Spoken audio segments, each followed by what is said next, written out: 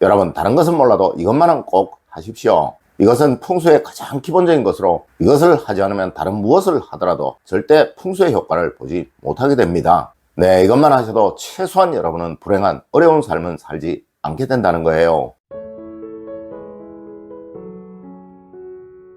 여러분 안녕하세요, 이정민입니다. 여러분, 일전에 제가 미국의 대통령이었던 클린턴이 자신의 집무실을 풍수에 입각해서 배치를 했다는 이야기를 해드린 적이 있었죠.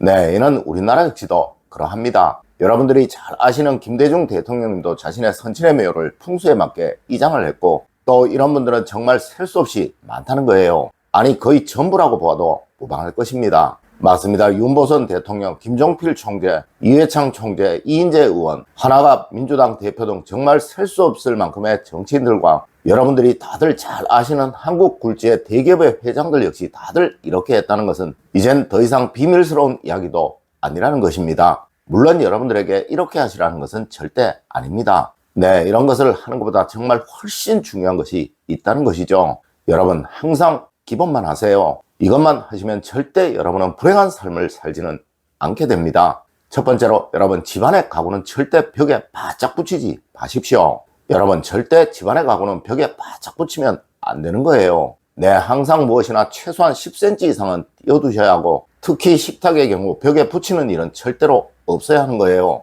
물론 침대의 경우도 항상 벽에 일정한 거리 이상은 띄워두고 설치를 하시는 것 절대 잊지 마십시오. 네, 벽과 바짝 붙어 있게 되면 기에 굴곡이 생기고, 또 그곳에 기의 흐름이 원활하지 못하게 되어 그것을 사용하는 사람이 늘 어려움을 겪게 된다는 것입니다. 예를 들어 여러분, 침대가 우측벽으로 바짝 붙어 있게 되면 그곳에서 잠을 자는 사람은 늘 알 수 없는 막힘을 겪을 수밖에 없게 된다는 거예요. 맞습니다. 무엇이든 항상 벽에 바짝 붙이지 않는 습관 꼭 가지세요.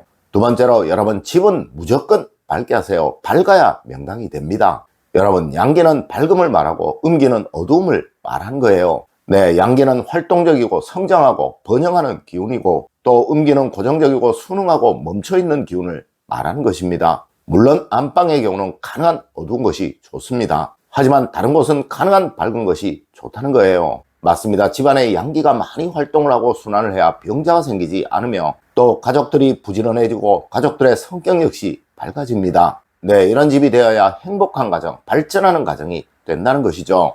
여러분, 특히 거실의 경우는 정말 웬만해서는 불을 끄지 마세요. 네, 거실이 밝은 가정에는 항상 화목이 찾아온다는 것이 우리 풍수에서의 생각이며, 이것으로부터 번영도 성공도 만들어진다는 것이 우리 풍수학에서의 원칙이라는 것이죠. 세 번째로, 여러분, 항상 동선의 편함을 만드세요. 그래야 기의 순환이 원활해집니다. 여러분, 어제 제가 혈처에 관한 말씀을 드렸었죠. 네, 혈처라는 곳은 사방의 기운이 모여 서로 균형을 이루고 서로 섞이는 곳을 말하는 것이고, 이곳을 우리 풍수에서는 명당, 즉 혈이라고 말을 하는 거예요. 네, 마치 도로가 모이는 사거리, 오거리 주변이 번화가 있고, 또 땅값이 비쌀 수밖에 없는 것과 같은 이치일 것입니다. 맞습니다. 절대 여러분이 움직이시는 동선, 즉 현관에서의 안방과의 통로, 또 거실에서 주방과의 통로에 무엇이든 두지 마세요. 그리고 이 두 곳이 모이는 부분, 그 중심점은 여러분의 가정의 모든 기가 집중되는 가장 중요한 혈처임을 절대 잊지 마세요. 네, 이곳에 뭔가가 있으면 그 가정은 항상 온갖 어려움과 고난을 다 겪게 된다는 것 절대 잊지 마십시오. 네 번째로, 화장실이 어두우면 무조건 그 집은 가난해진다고 하였습니다. 여러분, 부잣집들의 화장실의 특징은 정말 깨끗하다, 정말 환하다, 정말 단순하다 라는 것입니다. 아마 여러분들도 많은 호텔들을 다녀보실 거예요. 네, 그것들 화장실 다 이렇게 되어 있죠. 맞습니다. 화장실의 조명은 집안의 어느 곳보다 밝아야 하는 거예요. 네, 음기가 집안에서 가장 강한 곳이 바로 화장실이고 주방이기에 이 균형을 맞추기 위해 조명은 가장 밝아야 한다는 것이죠. 여러분, 음양의 균형이 맞지 않으면 반드시 불화가 생기고 깨어짐이 생기게 됩니다. 네, 여러분의 가정에서 돈을 상징하는 두 곳, 즉 주방과 화장실에 불화가 생기고 깨어짐이 생긴다는 것은 여러분의 가정이 항상 금전적인 큰 어려움을 겪게 된다는 것을 의미하는 거예요. 여러분, 하여 부잣집들에 가보면 화장실의 유리에도 조명이 설치된 곳들이 정말 많습니다. 물론 가난한 집들에 가보면 유독 화장실이 어두운 건 역시 사실이고 말이죠. 여러분, 화장실은 무조건 밝게 하세요. 이곳에 전구가 나가면 바로바로 고치시도록 하시고, 언제이든 이곳은 환기 역시 잘 되도록 만드십시오. 네, 돈은 순환이 잘 되어야 부가 쌓이게 되는 거예요. 하여 주방의 환기, 화장실의 환기가 잘 안되면 돈에 막힘이 생긴다고 풍수에서는 말을 하는 것이죠. 다섯 번째로 여러분, 욕실의 유리는 돈입니다. 무조건 청결히 하세요. 여러분, 집안 어디든 유리가 많고 청결하면 그 집은 무조건 좋은 기가 흐르는 집이 됩니다. 아마 여러분들도 지나다니시다가 비싼 건물들 많이 보실 거예요. 네, 그것들은 모두 유리가 아주 크고 또 유리가 많이 설치가 되어 있죠. 맞습니다. 유리는 모든 탁한 기운을 막아주는 것이라고 풍수에서는 말을 하고 있으며, 이는 또한 화호행의 결정체이기에 정열과 열정, 번영의 상징물인 거예요. 하여 저는 여러분들에게 거실에 전신거울을 꼭 두시라고 말씀을 드리기도 하였던 것입니다. 여러분, 특히 욕실의 거울은 강한 재물을 상징하는 상징물입니다. 네, 이 유리는 항상 청결해야 하며 깨끗해야 하며 또 언제 봐도 기분이 좋은 느낌이 생기도록 만들어야 합니다. 그래야 그 가정이 돈으로 인한 즐거움과 풍요로움을 만끽하게 되며 또한 일함이 떠나지를 않게 된다는 것이죠. 맞습니다. 욕실에 유리가 없거나 그 유리가 더러운 가정은 항상 금전적인 어려움을 겪게 된다는 것이 풍수학에서의 원칙임을 절대 잊지 마십시오.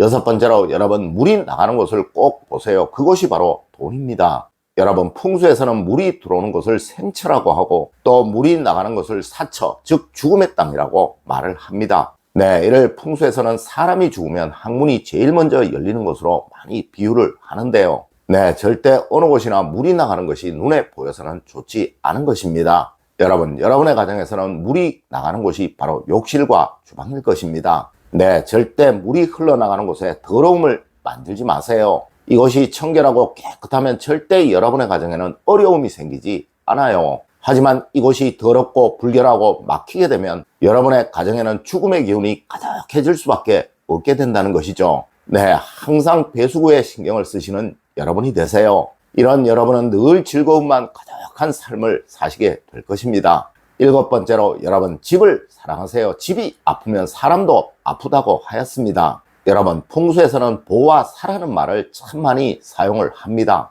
네, 아무리 좋은 땅이라도 자격이 되는 사람이 얻어야 그 가치가 빛을 발하게 되며 또한 아무리 나쁜 땅이라도 그 가치를 살리면 그것은 명당으로 변하게 된다고 말을 한다는 것이죠. 네, 제가 항상 말씀을 드리듯이 여러분이 사시는 그 집을 명당으로 바꾸면 되는 거예요. 맞습니다. 이렇게 하시는 제일의 방법은 여러분의 집을 아끼고 소중히 여기고 또 사랑하면 되는 것입니다. 여러분, 절대 집에 상처를 주지 마시고 함부로 하지 마시고 다치게 하지 마세요. 그래야면 절대 여러분에게는 그 어떠한 불행도 생기지 않을 것입니다. 여러분, 오늘은 풍수의 가장 기본을 말씀을 드렸습니다. 오늘 제가 알려드린 이야기 여러분들 꼭 명심하시길 부탁드리며 오늘의 이야기를 마치도록 하겠습니다. 늘 올바른 학문과 올바른 지식을 여러분들께 전하도록 노력하겠습니다. 여러분, 긴 시간 감사드립니다. 감사합니다.